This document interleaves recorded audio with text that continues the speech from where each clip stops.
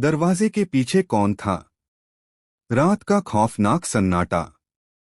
रवि और उसकी पत्नी नेहा शहर से दूर एक नए घर में शिफ्ट हुए थे। यह घर बहुत सुंदर था, लेकिन गांव के लोग इस घर के बारे में अजीब बातें करते थे।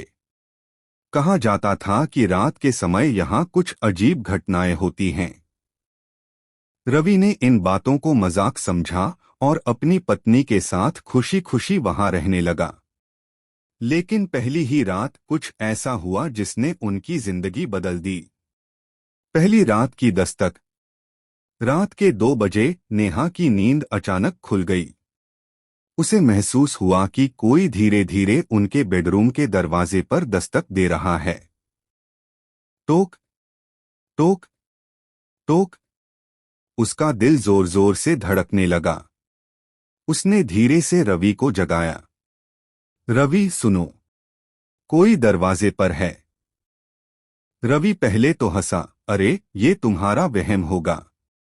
लेकिन तभी टोक टोक टोक। इस बार आवाज ज्यादा जोर से आई। रवि ने हिम्मत जुटाकर दरवाजा खोला, लेकिन वहां कोई नहीं था।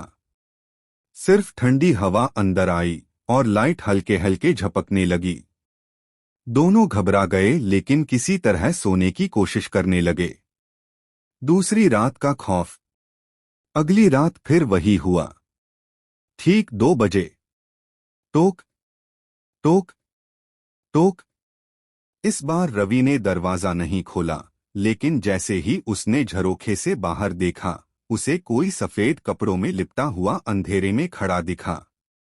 लंबे बिखरे बाल, झुका हुआ सिर और अजीब सी हरकतें। रवि का खून जम गया। उसने नेहा से कहा, दरवाजा मत खोलना, चाहे कुछ भी हो। लेकिन अगले ही पल दरवाजा खुद ब खुद जोर से धड़ाम से खुल गया। नेहा की चीख निकल गई। उनके सामने वही सफेद आकृति खड़ी थी। उसके चेहरे पर गहरे घाव थे और उसकी आंखें खाली थीं। वो धीरे धीरे उनकी तरफ बढ़ने लगी। भयानक अंत। रवि ने जल्दी से भगवान का नाम लिया और दरवाजा धक्का देकर बंद कर दिया। दोनों ने पूरी रात जागकर बिताई। सुबह उन्होंने गांव के पुजारी को बुलाया। पुजारी ने बताया, यह आत्मा इस घर में बहुत पहले रहने वाली एक लड़की की है, जिसे यहाँ बेरहमी से मार दिया गया था। वह अब भी बदला लेना चाहती है। रवि और नेहा उसी दिन वह घर छोड़कर चले गए।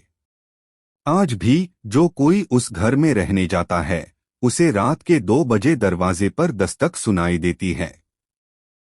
पर सवाल यह है, अगर कोई दरवाजा खोल दे तो क्या होगा?